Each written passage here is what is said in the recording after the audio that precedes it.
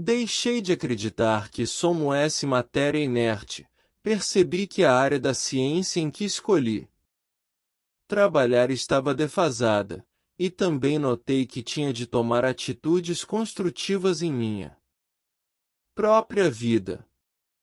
Precisava de um estímulo físico quântico, em vez de criar energias harmônicas. Em minha vida, eu simplesmente me deixava levar por ela, desperdiçando toda a minha energia. Isto é mais ou menos como ligar um aquecedor em um dia frio, mas deixar as portas e janelas abertas. Comecei a fechar uma por uma, analisando cada área de minha vida em que minha energia não estava sendo bem utilizada. Algumas foram muito fáceis de identificar, como aquelas festas da faculdade que me exauriam. Mas outras, como minha atitude derrotista diante da vida, foram muito difíceis de trabalhar. Pensamentos consomem Tanata. Energia quanto maratonas, como veremos no capítulo seguinte. Assim como eu, a biomedicina precisa de um estímulo físico quântico. Pouco a pouco a medicina vai caminhando nesse sentido, impulsionada pelos consumidores que procuram cada vez mais as práticas complementares. É um longo caminho, mas a revolução quântica biológica já se iniciou. Os profissionais atuais de medicina serão finalmente levados, por vontade própria ou por pressão, a fazer parte dela. Capítulo 5. Biologia e crença. Em 1952, um médico inglês chamado Albert Mason cometeu um erro. Foi, porém, um erro que o levou à glória e à fama científica. Estava tratando, por meio da hipnose, um adolescente de 15 anos que tinha problemas de verrugas. Tanto o Dr. Mason quanto outros médicos já haviam utilizado a hipnose para tratamento, mas esse paciente era um caso especial. Sua pele se parecia mais com a de um elefante do que com a de um ser humano, com exceção da região do tórax, que era normal. Na primeira sessão, Mason se concentrou no braço do rapaz. Induziu-o ao estado de transe hipnótico e lhe disse que seu braço seria curado e que passaria a ter a pele normal e saudável. O paciente retornou uma semana depois e o médico ficou satisfeito ao ver que os resultados eram excelentes. A pele do braço do garoto estava normal. Mas quando conversou com o cirurgião que havia tentado, sem sucesso, fazer enxertos na pele do paciente, percebeu que havia cometido um erro médico. O cirurgião quis ver o rapaz e ficou muito surpreso com o resultado. Explicou a Mason que se tratava de um caso genético e possivelmente letal de ictiose congênita, e não de simples verrugas. Eliminando os sintomas. Utilizando apenas o poder da mente, Mason e o rapaz fizeram algo considerado impossível na época. Continuaram então com as sessões de hipnose e a pele da maior parte do corpo dele se tornou rosada e normal. O rapaz, que era vítima de piadas e provocações na escola por causa da aparência de sua pele, passou a então ter vida normal. Quando Mason descreveu seu Tratamento para ictiose em um artigo para o British Medical Journal em 1952, o assunto se tornou a sensação do momento. Mason, 1952. A mídia passou a assediá-lo e sua sala de espera se encheu de pacientes de ictiose que, até aquele momento, ninguém havia conseguido curar. No entanto, algo estranho aconteceu. Mason tentou o mesmo método em diversos pacientes, mas jamais conseguiu obter o mesmo efeito. Concluiu que o problema estava nele, mesmo em suas crenças sobre o tratamento. Não conseguia ter com os novos pacientes a mesma postura tranquila de quem pensava estar tratando um simples caso de verrugas. Agora, sabia que se tratava de pessoas com uma doença congênita e incurável. Tentou ainda, durante um bom tempo, manter uma postura otimista diante dos prognósticos, mas um dia confessou em uma entrevista para o Discovery Health Channel: "Eu apenas fingia que estava tudo bem." 2003. Como a mente consegue ser mais forte que a programação genética? Como a simples crença de Mason pode afetar o resultado do tratamento? A nova biologia tem algumas respostas para essas perguntas. Vimos no capítulo anterior que matéria e energia estão interligadas.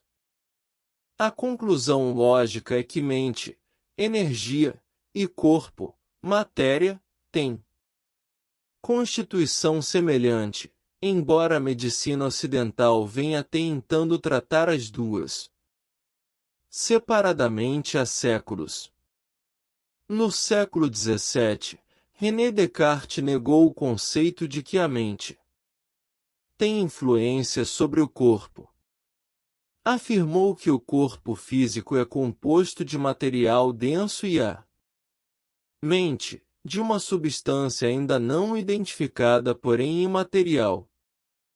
Como não conseguiu identificar a natureza da mente, resolveu deixar o assunto de lado e o mundo continuou com uma questão filosófica não resolvida: se a matéria só pode ser afetada por matéria, como uma mente não material pode estar conectada a um corpo denso?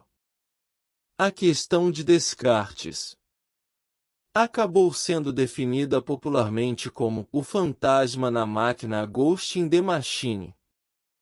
Em um livro de Gilbert Ryle publicado 50 anos atrás, chamado The Concept of Mind, Ryle, 1949, o conceito da mente. A biomedicina tradicional, baseada em um universo de matéria puramente física e em conceitos newtonianos, concordava com a teoria de Descartes sobre a divisão mente-corpo. Em termos médicos, é muito mais simples consertar um corpo mecânico, sem ter de pensar na incomoda figura de um fantasma. A realidade de um universo quântico retoma conceitos que Descartes refutou. Sim, a mente, energia, emana do corpo físico exatamente como ele pensava. A nova compreensão da mecânica do universo, porém, mostra como o corpo físico pode ser afetado pela mente não material, pensamentos, que são a energia da mente, influenciam diretamente a maneira como o cérebro físico controla a fisiologia do corpo. A energia dos pensamentos pode ativar ou inibir as proteínas de funcionamento das células que descrevi no capítulo anterior. Por esse motivo, quando decidi modificar minha vida, passei a observar onde estava despendendo a energia de meu cérebro. Precisava identificar as consequências da energia que investia em meus pensamentos da mesma maneira que observava quanta energia meu corpo gastava. Apesar de todas as descobertas da física quântica, a divisão entre mente e corpo prevalece no Ocidente. Os cientistas ainda classificam na mesma categoria das anomalias casos como o do rapaz que se curou por meio da hipnose. Eu, ao contrário, acredito que eles deveriam estudá-las a fundo. Esses casos excepcionais são a fonte da explicação, e também permitem uma compreensão mais profunda da natureza da vida. São casos poderosos, porque contêm verdades que, infelizmente, são consideradas apenas exceções. O poder da mente pode ser ainda mais eficaz que as drogas das quais estamos programados a acreditar que precisamos. A pesquisa que apresentei no capítulo anterior mostra que a energia pode influenciar mais diretamente com mais facilidade a matéria do que agentes químicos. Infelizmente, os cientistas ignoram esses casos ao invés de estudá-los. Meu exemplo favorito dessa insistência em negar a realidade da interação mente-corpo é de um artigo publicado na Science sobre um físico alemão do século XIX chamado Robert Koch, que estabeleceu junto com Pasteur a teoria dos germes. Essa teoria é bem aceita hoje, mas na época de Koch era alvo de controvérsias. Um dos críticos estava tão certo de que a teoria dos germes era absurda que tomou, de um gole só, um copo d'água cheio de Vibrio cholerae, a bactéria que Koch acreditava ser a causadora da cólera. Mas para surpresa de todos, não foi afetado. O artigo da Science, publicado em 2000, afirmava, por razões desconhecidas ele não apresentou nenhum dos sintomas, mas nem por isso estava certo de irritar. 2000. O homem sobreviveu e a Science, refletindo a unanimidade das opiniões da teoria dos germes, teve a audácia de dizer que sua crítica era incorreta? Se todos sabem que essa bactéria é causadora da cólera e o cientista demonstrou não ser afetado por ela, como ele podia estar errado? Ao invés de tentar descobrir por que ele não apresentou os sintomas, os cientistas simplesmente ignoram a chance de estudar essa e outras exceções às suas teorias. Lembra-se do dogma de que os genes controlam a biologia? Esse é outro exemplo de que cientistas, cegos pela ânsia de provar apenas a sua verdade, perdem a chance de descobrir outras maiores ainda. O problema é que não pode haver exceções para uma teoria, pois elas provam que a teoria está incorreta. Um exemplo de uma realidade que desafia os conceitos estabelecidos da ciência é uma antiga prática religiosa de caminhar sobre o fogo. Seus seguidores desafiam constantemente os conceitos da ciência caminhando destemidamente sobre pedaços de carvão em brasa. A temperatura do material e a duração da exposição são mais que suficientes para causar queimaduras severas nas solas dos pés, mas eles saem da experiência ilesos. Antes que você pense que o carvão provavelmente não estava tão quente, saiba que muitas vezes, no mesmo grupo, algumas pessoas que não têm crença suficiente tentam fazer a mesma coisa e sofrem lesões sérias caminhando ao lado daquelas cujos pés se mantêm intactos. Outro exemplo interessante é o do vírus HIV, que se acredita causar a AIDS, pois até agora ninguém conseguiu explicar por que tantos indivíduos infectados com o vírus há décadas não apresentam sintoma algum. E o que dizer dos pacientes terminais de câncer que recuperaram a saúde livrando-se das consequências da doença? Como essas remissões espontâneas ainda não têm explicação, a ciência simplesmente ignora sua existência.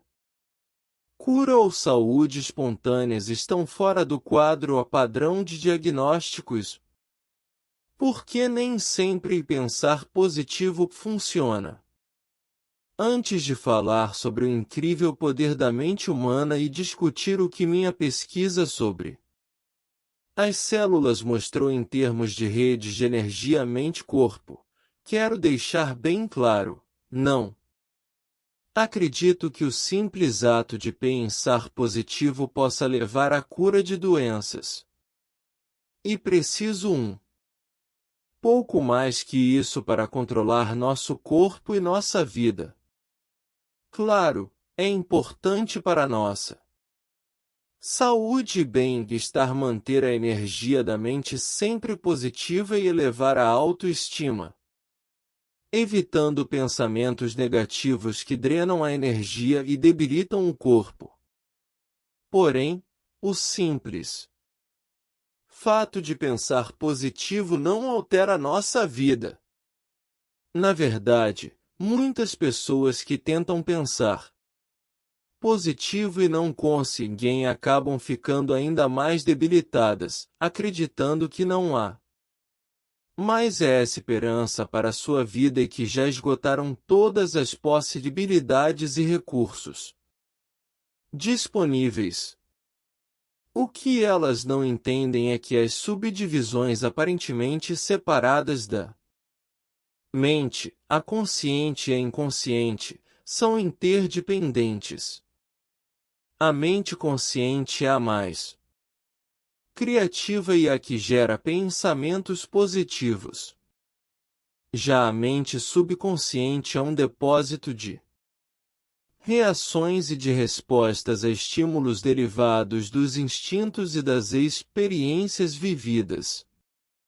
Mantém, infelizmente, sempre o mesmo padrão habitual, emitindo as mesmas respostas comportamentais ao longo de toda a vida.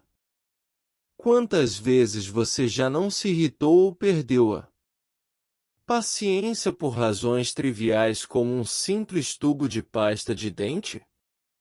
Provavelmente lhe ensinaram desde criança a tampá-lo após o uso.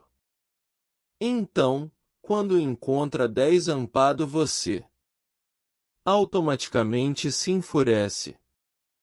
É uma simples resposta de estímulo a um comportamento programado armazenado em sua mente subconsciente. Quando se trata de habilidades de processamento neurológico, a mente subconsciente é milhões de vezes mais forte e que a mente consciente. Se os desejos da mente consciente entram em conflito com os programas subconscientes, qual lado você acredita que vencerá? Você pode repetir centenas de vezes afirmações positivas do tipo as pessoas me amam ou irei me curar do câncer. Se aprendeu desde criança que não pode ser amado ou que tem saúde frágil, essas mensagens programadas em sua mente subconsciente vão fazer cair por terra todos os seus esforços para modificar sua vida. Lembra-se daquelas promessas que fazemos a nós mesmos todo ano novo?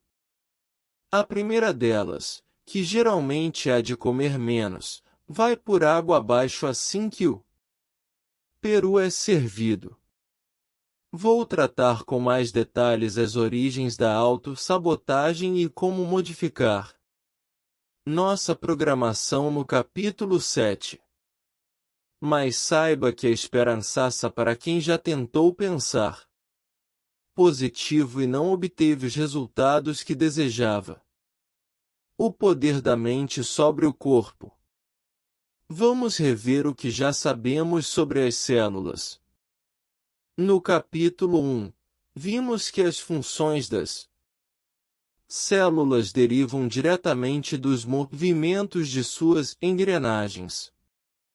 O movimento gerado pelos conjuntos de proteínas impulsiona as funções fisiológicas que mantêm a vida. Enquanto as proteínas são a base da estrutura física, os sinais complementares do ambiente garantem seu movimento. A interação entre esses sinais e as proteínas citoplásmicas que geram o comportamento é a base do funcionamento da membrana celular. Ela recebe os estímulos, ativa as reações apropriadas e a membrana funciona como o cérebro da célula. As proteínas receptoras e executoras, PIMS, são subunidades físicas fundamentais do mecanismo de inteligência desse cérebro celular. Por definição, esses complexos de proteínas são os interruptores que fazem a mediação entre a recepção dos estímulos ambientais e as respostas ou reações químicas das proteínas. As células geralmente respondem a uma variedade básica de percepções do que se passa no mundo. Essas percepções incluem níveis de potássio, cálcio, oxigênio, glicose, histamina, estrogênio, toxinas, luz e diversos outros estímulos presentes em seu ambiente imediato. As interações simultâneas de centenas de sensores reflexivos na membrana, cada um deles lendo um sinal específico, estabelecem um complexo comportamento das células vivas. Nos 3 primeiros bilhões de vida neste planeta, a biosfera consistia de células independentes como bactérias, algas e protozoários. Antigamente considerávamos essas formas de vida como indivíduos independentes, mas hoje sabemos que quando as moléculas sinalizadoras, utilizadas pelas células para regular suas funções fisiológicas, são lançadas no ambiente, acabam influenciando o comportamento de outros organismos. Os sinais emitidos no ambiente permitem a coordenação do comportamento de uma grande população dispersa de organismos unicelulares. Emitir moléculas com sinais no ambiente aumentou as chances de sobrevivência das células, dando a elas a oportunidade de estabelecer comunidades primitivas. As amebas unicelulares são um exemplo de como as moléculas sinalizadoras estabelecem uma comunidade. Essas amebas vivem de maneira solitária em busca de alimento. Quando ele se esgota, sintetizam grandes quantidades de um subproduto metabólico chamado AMP cíclico, CAMP, e espalham uma parte dele no ambiente. A concentração do campo aumenta à medida que outras amebas ficam sem alimento e passam a produzi-lo também.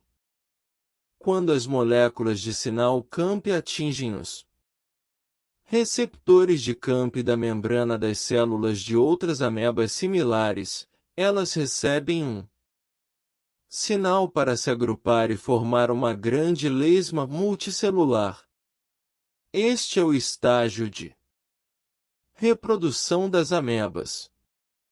Durante o período de fome, a comunidade de células compartilha seu DNA, criando uma nova geração. As novas amebas hibernam na forma de esporos inativos.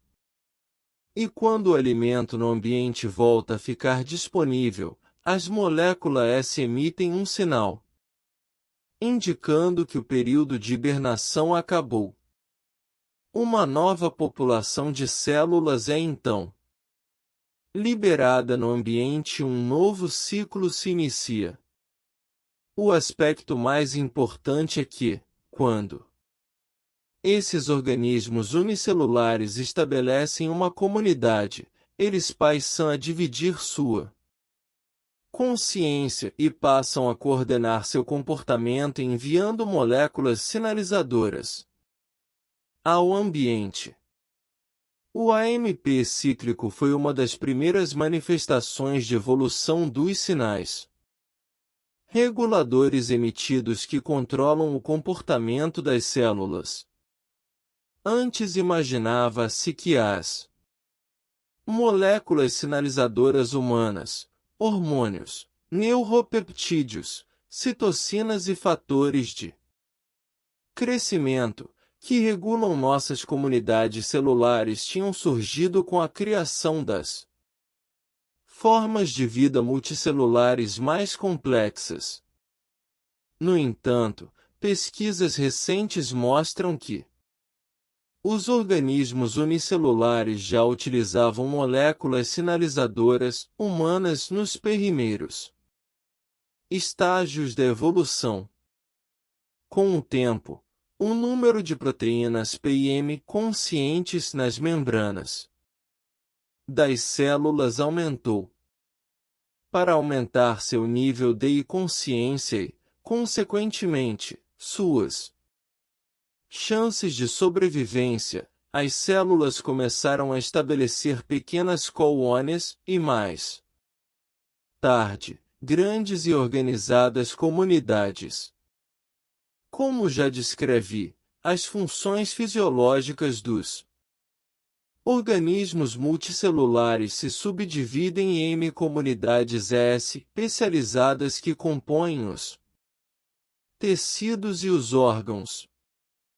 Nas organizações maiores, o processamento da inteligência das membranas é tarefa de células especializadas dos sistemas imune e nervoso do organismo. Foi somente 700 milhões de anos atrás, algo relativamente recente se pensarmos no tempo de vida do planeta, que as células perceberam as vantagens de se agrupar e formar as comunidades e organizações que hoje conhecemos como animais e plantas. As mesmas moléculas coordenadoras de sinais usadas pelas células independentes passaram a ser utilizadas nessas novas comunidades, organizando a distribuição das moléculas sinalizadoras funcionais. A comunidade de células pode coordenar melhor suas funções e agir como uma única forma de vida. Nos organismos multicelulares mais primitivos, aqueles sem sistema nervoso especializado, o fluxo das moléculas sinalizadoras dentro da comunidade fazia o papel de mente, representado pelas informações coordenadas divididas entre todas as células. Nesses organismos, CA da célula lia diretamente as informações do ambiente e fazia os ajustes comportamentais necessários. Mas quando as células passaram a estabelecer comunidades, uma nova política teve de ser criada. As células não podiam mais agir de forma independente, de acordo com sua vontade própria. O termo comunidade implica que todos os membros devem agir dentro de um plano comum. Em animais multicelulares, cada uma delas pode ver o ambiente fora de sua própria pele, mas não tem consciência do que se passa em ambientes mais distantes, especialmente aqueles fora do organismo.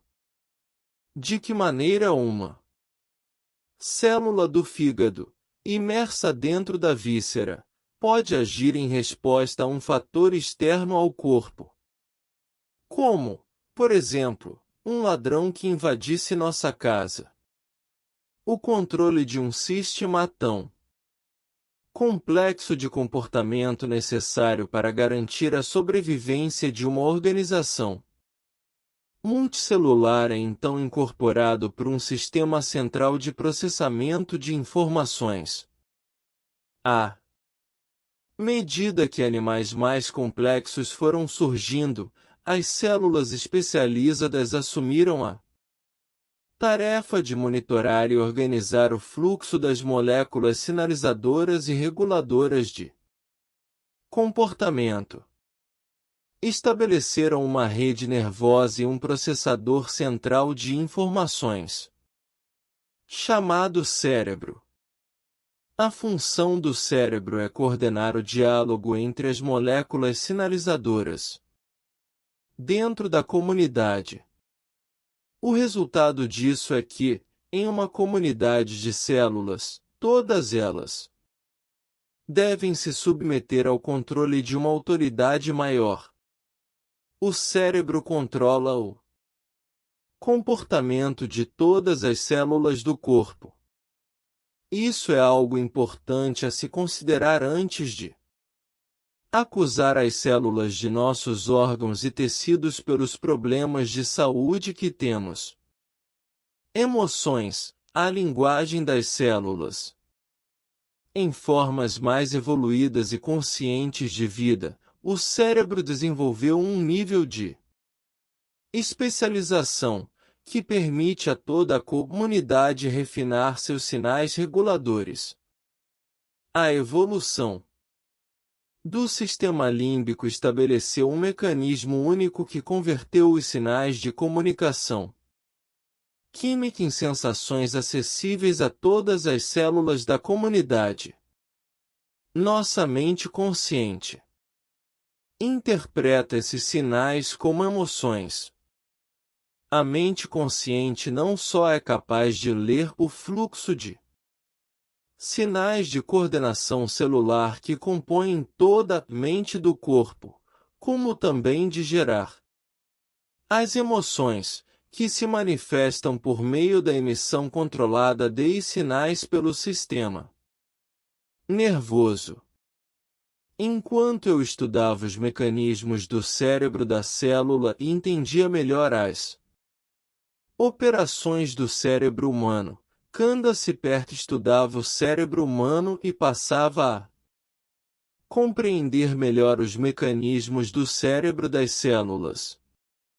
Em seu livro Molecules of Emotion, Moléculas de Emoção, Pert revela como seus estudos sobre os receptores, processadores de informações da membrana das células nervosas a levaram a descobrir que os mesmos receptores neurais estavam presentes na maioria, se não em todas, as células do corpo.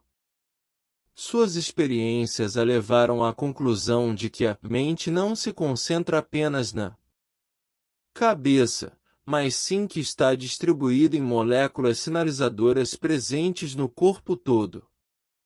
Outra descoberta importante foi que as emoções não se originam apenas de respostas do corpo ao ambiente, Por meio da autoconsciência, a mente pode usar o cérebro para gerar moléculas de emoção e agir sobre todo o sistema.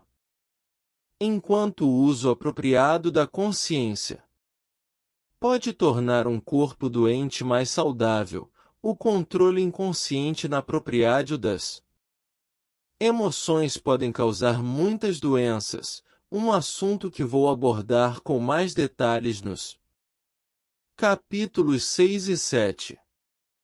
Moléculas de Emoção é um livro instigante, que descreve detalhadamente os processos das descobertas científicas, além de revelar também os esforços dos pesquisadores de tentar introduzir novas ideias ao clube dos cientistas antigos, algo que eu conheço muito bem. Peart, 1997. O sistema límbico representou um grande avanço em termos de evolução devido à sua habilidade de captar e coordenar o fluxo de sinais reguladores de comportamento dentro da comunidade celular. À medida que o sistema interno de sinais evoluía, sua grande eficiência permitia ao cérebro aumentar de tamanho. Com isso, os organismos multicelulares aumentaram seu número de células especializadas em reagir a uma quantidade ainda maior de sinais externos do ambiente.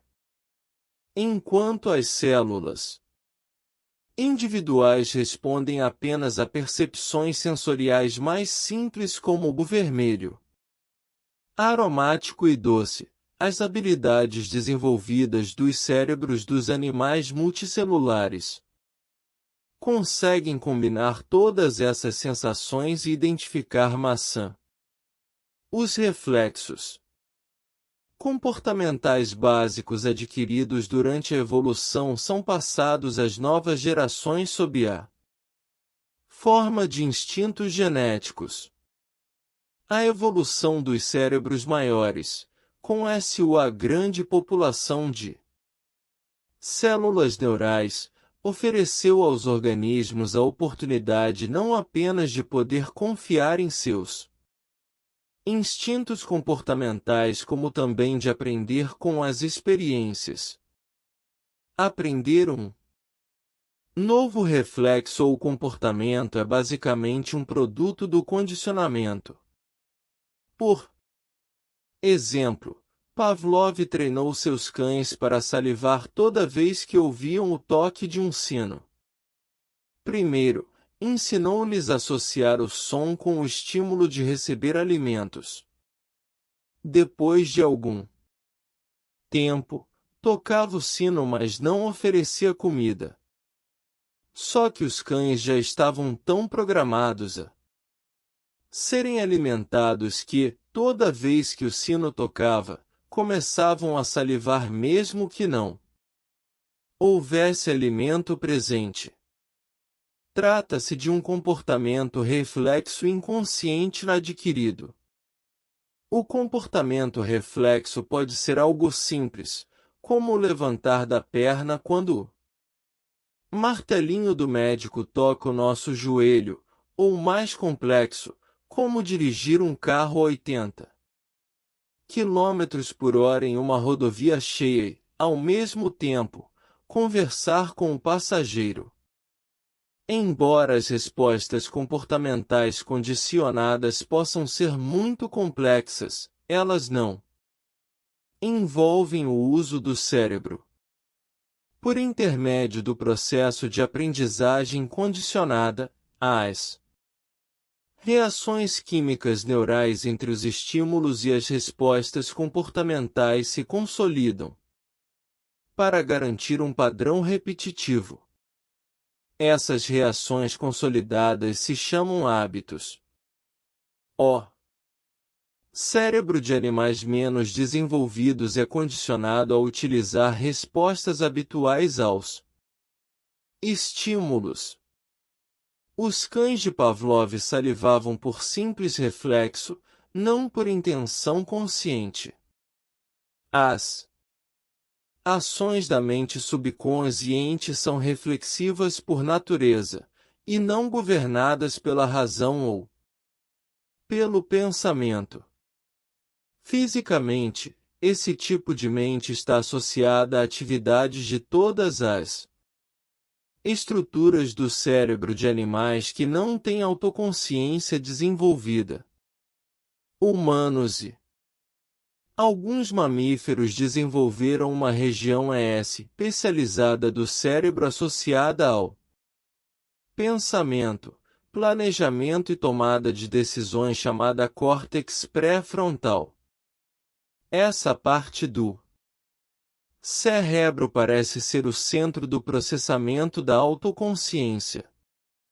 A mente autoconsciente é a autorrefletora, um novo órgão sensor que observa nosso comportamento e emoções. Essa mente autoconsciente também tem acesso à maior parte das informações armazenadas em nosso banco de memória. Trata-se de um recurso extremamente importante, que nos permite lembrar de todo o nosso histórico de vida e assim poder planejar nossas ações futuras. Além de ser autorrefletora, a mente autoconsciente é extremamente poderosa. Observa todos os comportamentos programados que adotamos, avalia cada um deles e decide conscientemente se deve modificá-los. Podemos escolher como reagir à maioria dos sinais do ambiente e até se vamos ou não reagir a eles. A capacidade da mente consciente de se sobrepor aos comportamentos programados da mente inconsciente é o que nos permite ter livre-arbítrio. No entanto, essa faculdade especial também é uma espécie de cilada. Enquanto a maioria dos organismos precisa receber diretamente um estímulo específico para reconhecê-lo, a habilidade do cérebro humano de aprender é tão avançada que podemos adquirir determinadas percepções indiretamente, a partir da experiência de outras pessoas. Mais uma vez que aceitamos essas percepções como verdades, elas se tornam definitivas em nosso cérebro e passam a ser nossas próprias verdades. E aí está o problema, e quando as percepções de nossos professores estão erradas, acabamos absorvendo informações imprecisas. A mente subconsciente é basicamente um dispositivo interruptor de estímulo. Reação. Não há fantasmas nesta máquina capazes de avaliar as sequências de cada programação que absorvemos. O subconsciente trabalha somente no momento presente. Consequentemente, as impressões equivocadas não são monitoradas e acabam nos fazendo desenvolver comportamentos inapropriados e limitadores. Se dentro de cada exemplar deste livro houvesse uma cobra viva, você provavelmente jogaria o seu bem longe assim que o abrisse e sairia correndo. Quem quer que tenha lhe mostrado uma cobra pela primeira vez, incutiu em sua mente uma lição de vida aparentemente importante. Está vendo aquilo? É uma cobra, muito perigoso. O sistema de memória subconsciente capta e armazena sem filtros, e muito rapidamente, todo tipo de percepção do ambiente sobre objetos e situações que ameacem a vida ou o corpo físico. Se lhe ensinaram que cobras são perigosas, toda vez que você depara com uma delas adota inconscientemente, uma postura defensiva para se proteger. Mas, e se um herpetologista resolvesse ler este livro e encontrasse a cobra? Ele não apenas ficaria curioso, como também muito contente com o brinde. Ou, pelo menos, ficaria contente ao descobrir que a cobra-brinde não é perigosa, iria pegá-la e se divertir estudando seu comportamento. Para os herpetologistas, a sua reação programada de fugir da cobra é algo irracional, pois nem todas as cobras são perigosas. Lamentam que a maioria das pessoas não tenha o prazer de estudar essas criaturas tão interessantes. Portanto, a mesma cobra, ou seja, o mesmo estímulo é capaz de gerar reações completamente diferentes. Nossas respostas aos estímulos do ambiente são controladas pela percepção. No entanto, nem todas as formas de percepção que temos são precisas, assim como nem todas as cobras são perigosas. Sim, a percepção controla a biologia, mas como já vimos, ela nem sempre é precisa. Um sinônimo adequado para esse tipo de percepção que controla o comportamento é a palavra crença. As crenças controlam a biologia. Pense no significado dessa frase. Temos a capacidade de avaliar conscientemente nossas respostas aos estímulos do ambiente e de modificar determinadas reações arraigadas em nosso sistema a qualquer momento, bastando para isso manipular-a poderosamente. Subconsciente, mas abordarei esse assunto com mais detalhes no capítulo 7. O mais importante é termos consciência de que nossos genes ou nosso comportamento autodestrutivo não são algo definitivo e imutável a que estamos presos. Como a mente controla o corpo. Minha teoria de como as crenças controlam a biologia baseia-se em meus estudos de clonagem de células endoteliais, que fazem parte da parede dos vasos sanguíneos.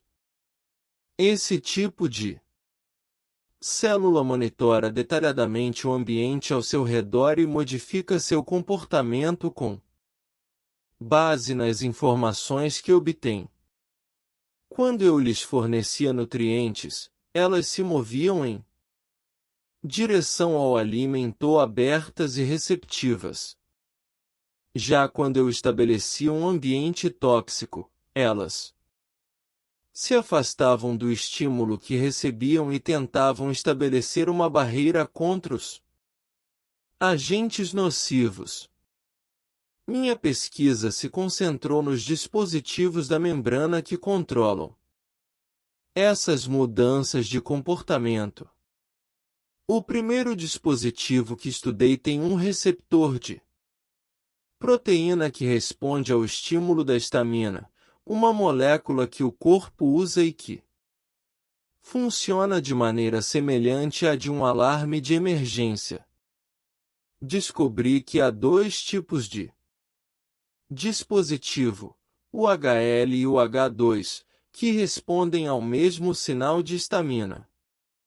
Quando ativados, os interruptores com receptores de histamina HL provocam uma reação de proteção semelhante à das células cultivadas em ambientes com elementos tóxicos.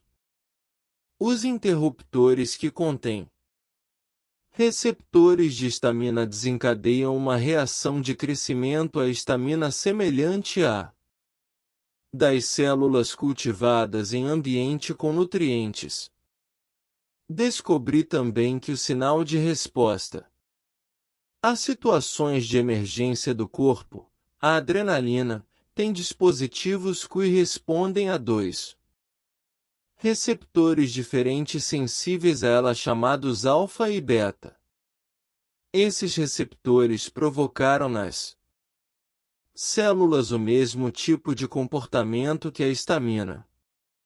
Se o receptor suprarrenal alfa pertence a um dispositivo PIM, provoca uma reação de proteção assim que capta a presença da adrenalina. Já quando o dispositivo tem um receptor beta, o mesmo sinal de adrenalina ativa uma reação de crescimento. Lipton et al., 1992. Tudo isso é muito interessante, mas minha maior descoberta ocorreu quando introduzi simultaneamente histamina e adrenalina nas culturas.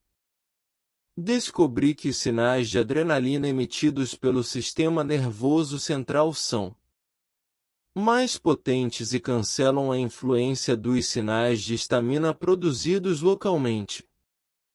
É onde entra a lei da comunidade que descreve.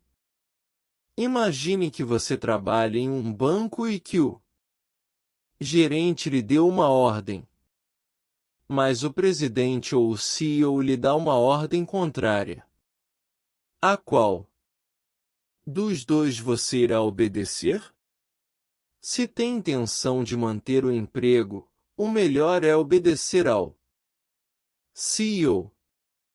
Em nosso corpo ocorre o mesmo tipo de prioridade. As células seguem as instruções do sistema nervoso central mesmo que estejam em conflito com os estímulos locais. Fiquei muito satisfeito com o resultado das pesquisas, pois revelaram em nível celular uma realidade dos organismos multicelulares, a mente, agindo por intermédio da adrenalina do sistema nervoso central, é mais forte que o corpo, sinais de histamina local. Minha intenção era divulgar as implicações de minhas experiências em uma publicação acadêmica, porém meus colegas quase tiveram apoplexia quando souberam que eu iria mencionar uma teoria sobre a conexão corpo-mente em uma tese sobre biologia celular. Fiz então uma menção sobre a compreensão do significado do estudo, mas não pude explicar o assunto em detalhes. Ninguém queria que eu incluísse as implicações de minhas pesquisas porque a mente não é um conceito academicamente aceitável na biologia.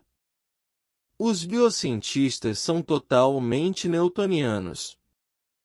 Para eles, tudo que não existe como matéria não merece consideração, e como a mente é uma forma de energia não específica, não é relevante.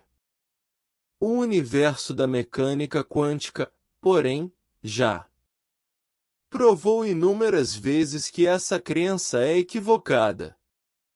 Placebos, o efeito da crença. Mesmo superficialmente, todo aluno de medicina aprende que a mente tem influência direta sobre o corpo e sabe que as pessoas se sentem melhor quando pensam, ainda que não seja verdade, que estão tomando medicamentos. A cura ou a melhora pela ingestão de pílulas de açúcar é classificada como efeito placebo. Meu amigo Robbie Williams, fundador da PSYCHK, um sistema psicológico de tratamento com base em energia, sugere que o melhor termo a ser usado nesses casos é efeito percepção. Eu prefiro chamar de efeito crença para enfatizar que nossas percepções, sejam elas precisas ou não, têm grande impacto sobre nosso comportamento e nosso corpo. Considero o efeito crença uma prova da habilidade de cura da mente e corpo. No entanto, por se tratar de algo que ocorre apenas na mente, o efeito placebo tem sido associado pela medicina a algo que só funciona com charlatães ou, na melhor das hipóteses, com pacientes fracos e sugestionáveis. Mas o assunto é abordado muito rápida e superficialmente nas escolas de medicina. Os professores passam logo as matérias que tratam das verdadeiras ferramentas modernas, as drogas e a cirurgia. Infelizmente, isso é um grande erro. O efeito placebo deveria ser um dos principais tópicos de estudo para estudantes de medicina. Os médicos deveriam ser treinados para reconhecer o poder de nossos recursos internos, e não para considerar o poder da mente como algo simples e inferior ao poder dos elementos químicos ou de um bisturi. Está na hora de deixarem de lado sua convicção de que o corpo e seus membros são desprovidos de inteligência e que precisamos de elementos externos para manter a saúde. O efeito placebo deveria ser alvo de pesquisas patrocinadas. Se os pesquisadores descobrissem como utilizá-lo, poderíamos ter uma ferramenta mais eficiente, à base de energia e sem efeitos colaterais, para tratar as doenças.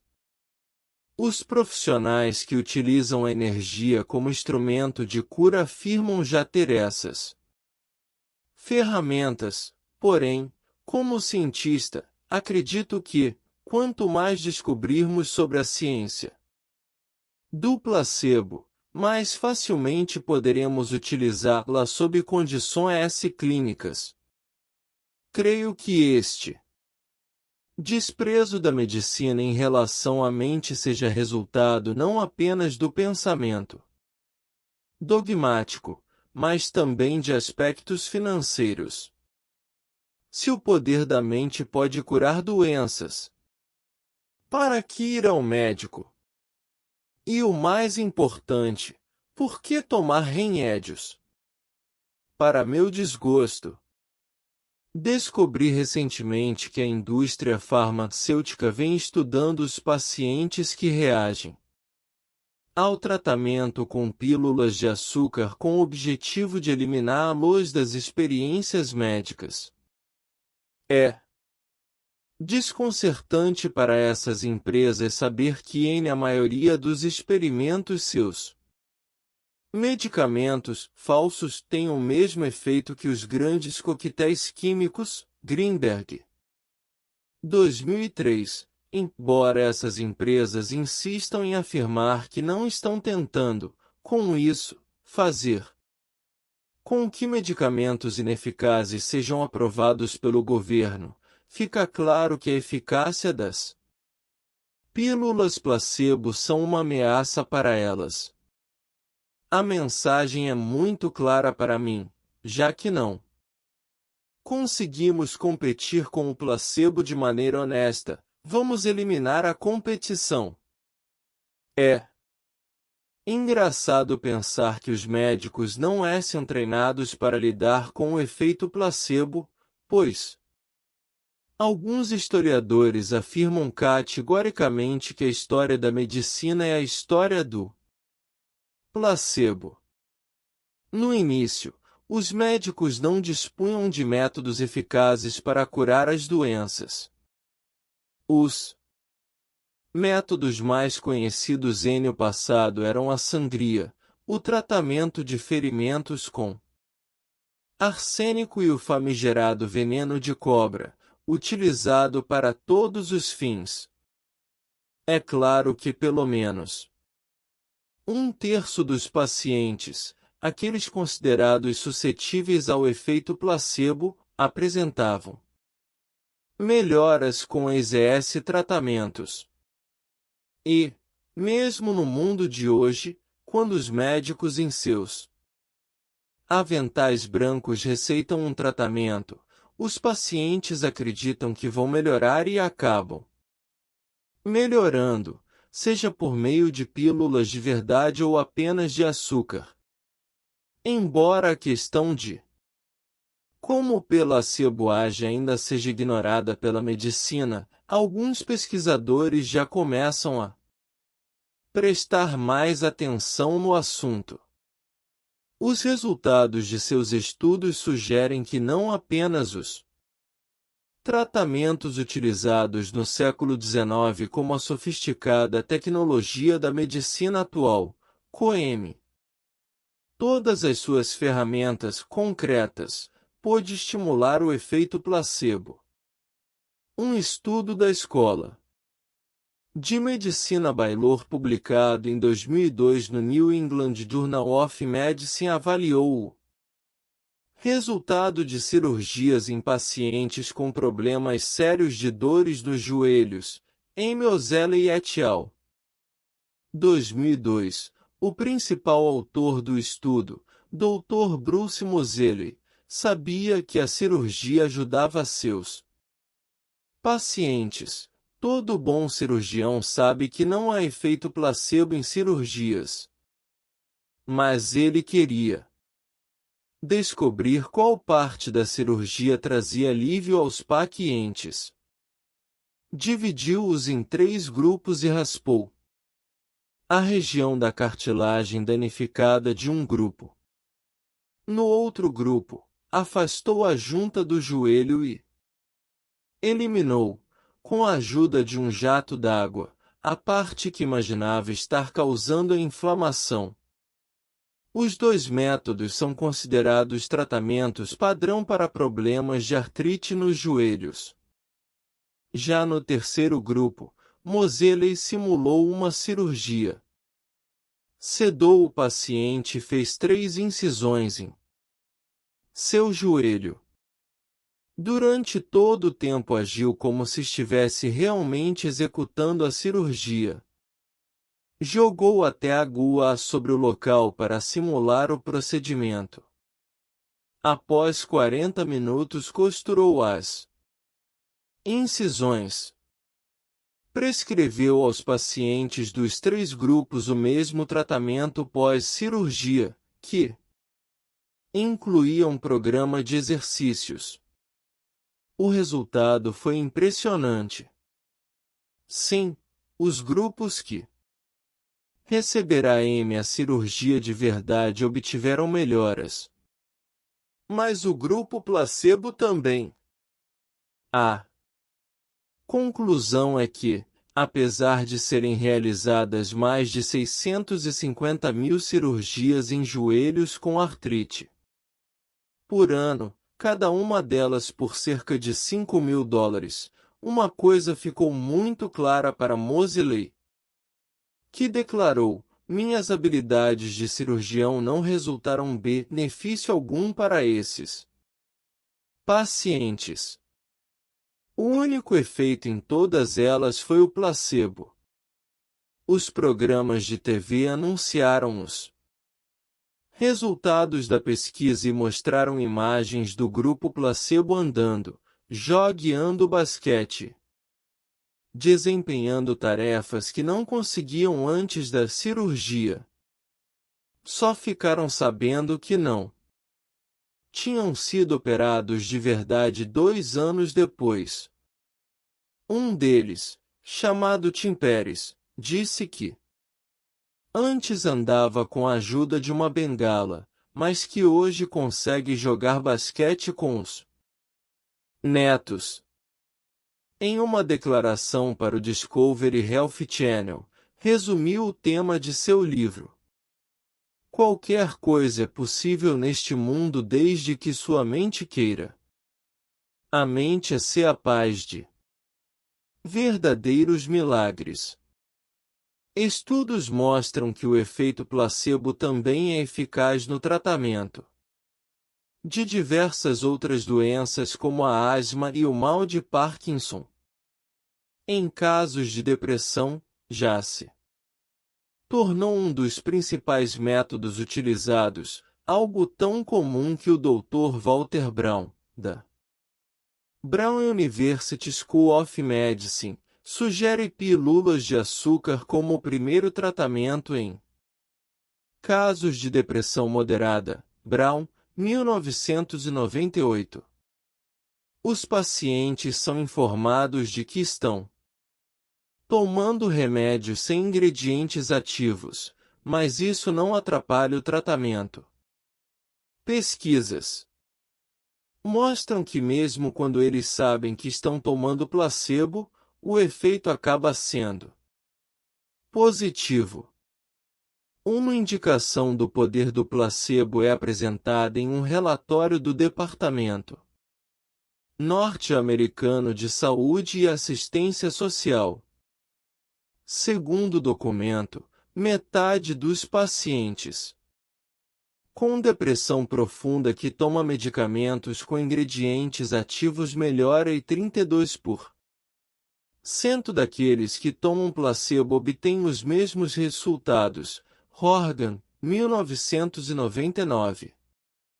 Mesmo esse estudo, porém, subestima o poder do placebo, pois muitos participantes da pesquisa percebem que estão tomando um medicamento verdadeiro porque sentem os efeitos colaterais que os outros, que tomam apenas placebo, não sentem. Então, uma vez acreditando que estão tomando pílulas de verdade, tornam-se ainda mais suscetíveis ao efeito placebo.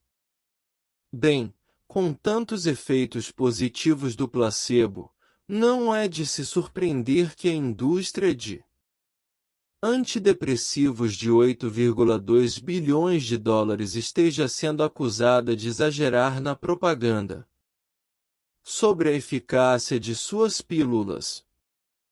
Em um artigo publicado em 2002 no periódico Prevention and Treatment da American Psychological Association, Associação Psicológica Norte-Americana, The Emperor's New Drugs, As Novas Drogas do Imperador, o professor de psicologia Irving Kirsch, da Universidade de Connecticut, afirma ter descoberto que 80% do efeito dos antidepressivos, segundo experiências clínicas, pode ser atribuído ao efeito placebo.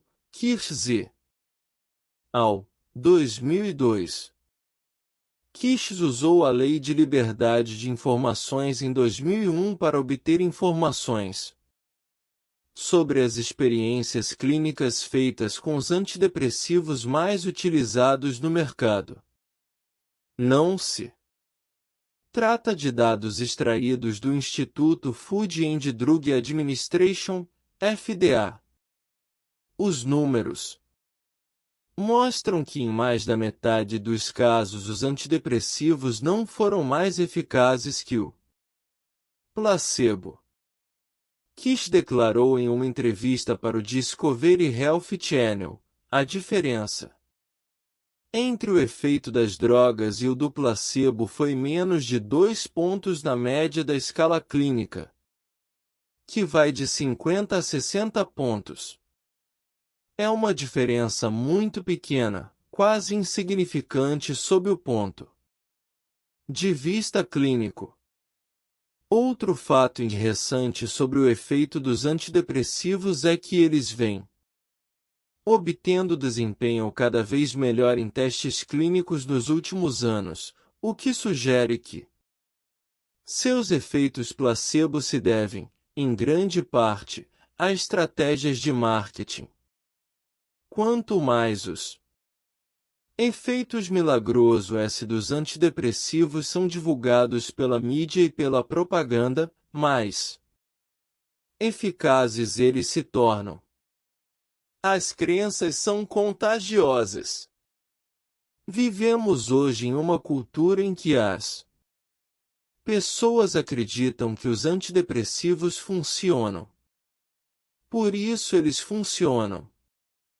Uma designer do interior da Califórnia chamada Jane Sonnenfeld, que participou de um teste clínico sobre a eficácia do medicamento Effexor venlafaxine em 1997, ficou tão surpresa quanto Pérez ao descobrir que vinha tomando placebo. Os comprimidos não apenas aliviaram a depressão que a incomodava havia 30 anos, como os exames que fez mostraram que a atividade de seu córtex pré-frontal havia aumentado. Leucher et al., 2002. Mas a melhora não foi apenas no cérebro. Quando nossa mente se modifica, o corpo acompanha as mudanças. Sonnenfeld também sentiu náuseas, um efeito colateral bastante comum do Effexor. Como a maioria dos pacientes que melhora após um tratamento com placebo e depois descobre que estava tomando pílulas de açúcar, ela achou que o médico tivesse se enganado. Tinha certeza de que estava tomando o remédio verdadeiro e pediu que fossem refeitos todos os exames para se certificar. Nocebos, o poder da crença negativa. A maioria dos médicos conhece bem o efeito placebo, mas muito poucos prestam atenção à sua capacidade de levar à autocura. Se o pensamento positivo pode tirar alguém da depressão e curar um joelho com problemas, imagine o que o pensamento negativo pode fazer. Quando a mente faz com que a saúde de uma pessoa melhore, chamamos o processo de efeito placebo. Já quando a mente emite sugestões negativas que podem afetar a saúde, os efeitos causados são chamados efeitos nocebo. Na medicina, o efeito nocebo pode ser tão poderoso quanto o placebo. Tenha isso em mente toda vez que pisar em um consultório médico. Com seu discurso e atitudes, os médicos podem transmitir mensagens que desanimam os pacientes, que não têm justificativa. Albert Mason, por exemplo, acha que sua falta de habilidade para transmitir otimismo a seus pacientes foi o que impediu a cura dos pacientes de ictiose. Outro exemplo é o do poder de declarações do tipo: você tem 6 meses de vida. Se o paciente realmente acredita nas palavras de seu médico, é bem provável que não viva mais. Que isso? Decidi mencionar um programa do Discovery ao TH Channel de 2003 neste capítulo, porque contém diversos casos interessantes. Um deles é o de um médico de Nashville, Clifton Meador, que estuda há 30 anos o potencial do efeito nocebo. Em 1974, um de seus pacientes, Sam Londe, um vendedor aposentado, teve câncer de esôfago, uma doença considerada na época 100% fatal. Apesar de todos os tratamentos, os médicos sabiam que não havia chance de cura e ninguém se surpreendeu com sua morte algumas semanas depois de anunciado o diagnóstico. A surpresa veio depois de sua morte, quando uma autópsia revelou que havia muito pouco vestígio de câncer em seu corpo, uma quantidade insuficiente para matá-lo. Apenas alguns pontos no fígado e um no pulmão. Nenhum sinal do câncer de esôfago, que todos supunham ter sido a causa da morte. Meador declarou ao Discovery Health Channel, ele morreu com câncer, não de câncer. Mas qual foi a causa, afinal? Onde morreu? Por que acreditava que iria morrer? Mesmo décadas depois, Meador ainda não se esqueceu do caso. Pensei que ele estivesse com câncer e ele também pensou. Todos tinham certeza do diagnóstico. Mas será que eu tirei suas esperanças? Muitos casos de nocebo mostram que nossos médicos, pais e professores podem diminuir ou mesmo eliminar nossas esperanças nos programando para acreditar que não temos capacidade ou forças para reagir. Nossas crenças positivas e negativas têm impacto não apenas sobre nossa saúde como também sobre outros aspectos de nossa vida. Henry Ford estava certo a respeito da eficácia da linha de PR-redução, como também sobre o poder da mente. Não importa se você acredita ou não que pode fazer algo, você está certo. Pense no ato do cientista que tomou um copo cheio de água com bactérias que a medicina afirmava causar cólera e nas pessoas que caminham sobre carvão em brasa sem se queimar. Se por um instante sequer elas vacilassem, sofreriam sérias queimaduras. Suas crenças agem como filtros de uma câmera, e sua biologia se adapta a elas. Quando reconhecemos o poder de nossas crenças, descobrimos a chave da liberdade. Não podemos modificar nossos códigos de programação genética, mas podemos modificar nossa mente.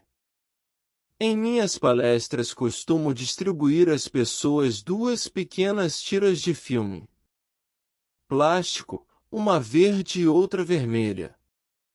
Peço que escolham uma delas, coloquem-na em frente aos olhos e olhem para uma tela em branco. Projeto uma imagem na tela e peço que me digam o que ela lhes transmite, amor ou medo. Aqueles que escolhem o filtro de crença vermelho enxergam a figura convidativa de uma casa de câmbio sob o título Casa do Amor. A casa é rodeada de flores e na porta há uma placa com a frase, Eu vivo com amor.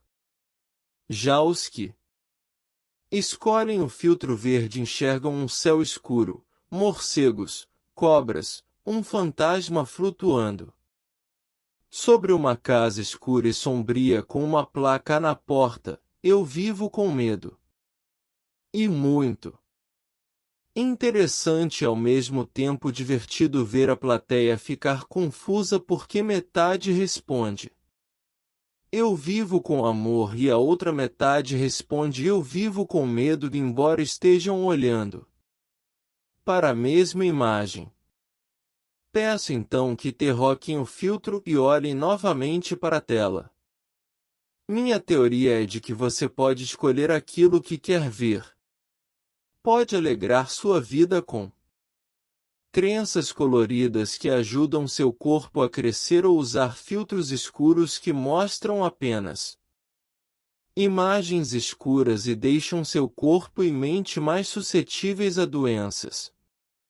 Você pode escolher viver com medo ou com amor. Há sempre duas possibilidades. Quem escolhe o amor vive com mais saúde. Mas quem escolhe o mundo escuro do medo tem muito mais problemas, pois se isola fisiologicamente tentando se proteger. Aprender a mudar sua mente para crescer e se Desenvolver é o segredo da vida. Por isso dei a este livro o nome de A Biologia da Crença. Claro, o segredo da vida na verdade não é segredo algum. Mestres como o Buda e Jesus já diziam isso séculos atrás. Agora a ciência está caminhando na mesma direção. Não são nossos genes, mas sim nossas crenças que controlam nossa vida, ó, homens de pouca fé. Esse conceito já serve como introdução ao próximo capítulo, em que trato com detalhes dos efeitos da escolha de viver com amor ou com medo sobre o corpo e a mente. Mas antes de terminar este capítulo, quero enfatizar que não há problema algum em viver com uma lente cor-de-rosa nos olhos. Na verdade, usar um filtro assim é necessário para que nossas células se desenvolvam e sobrevivam com mais facilidade. Pensamentos positivos são a base de uma vida feliz e saudável. Como dizia Mahatma Gandhi, suas crenças se tornam seus pensamentos. Seus pensamentos se tornam suas palavras. Suas palavras se tornam suas ações. Suas ações se tornam seus hábitos. Seus hábitos se tornam seus valores. Seus valores se tornam o seu destino. Capítulo 6. Crescimento e proteção. A evolução nos trouxe diversos mecanismos de sobrevivência que podem ser divididos, grosso modo, em duas categorias, crescimento e proteção. Representam a base do comportamento que garante a vida dos organismos. Você pode não perceber, mas o crescimento é um fator vital para sua sobrevivência mesmo que você seja adulto. Todos os dias, bilhões de células em seu corpo se desgastam e precisam ser substituídas. Por exemplo, todo o revestimento celular interno de seus intestinos é renovado a cada 72 horas. Para manter essa reposição constante de células, o corpo despende uma grande quantidade de energia diariamente. Bem, a essa altura você não irá se surpreender se eu disser que descobri a verdadeira importância dos fatores crescimento e proteção no laboratório onde estudei o corpo humano e seus bilhões de células. Quando estava clonando células endoteliais humanas, observei que elas se afastavam das toxinas que eu introduzo em seu ambiente, assim como as pessoas fogem dos leões e dos assaltantes. Notei também que se moviam ou gravitavam em direção aos nutrientes assim como nós buscamos ser a fé da manhã, almoço, jantar e amor. Esses dois movimentos opostos definem as duas reações celulares aos estímulos ambientais. A primeira é ir em direção a um sinal que promove a continuidade da vida, como os nutrientes, e que caracteriza uma resposta de crescimento, e a segunda é mover-se em direção oposta a um sinal ameaçador, como toxinas, que caracteriza uma reação de proteção. Também deve-se observar que alguns estímulos do ambiente são neutros e não geram reações de crescimento ou mesmo de proteção. Minhas pesquisas em Stanford mostram que estes comportamentos de crescimento e proteção também são essenciais para a sobrevivência de organismos multicelulares como os seres H humanos. Mas há um detalhe a ser mencionado sobre estes mecanismos opostos de sobrevivência que se desenvolvem há bilhões de anos. Os dois não podem operar simultaneamente, ou seja, as células não podem se mover ao mesmo tempo para frente e para trás.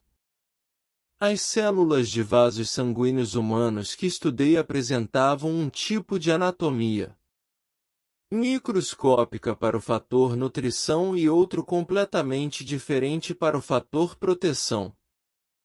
Não podem utilizar os dois tipos de configuração simultaneamente. Lipton et al., 1991. Em uma reação similar à das células, os seres humanos também restringem seu comportamento de crescimento quando adotam o comportamento de proteção. Se você está fugindo de um leão, não há motivo para despender energia em crescimento. Para sobreviver, escapar do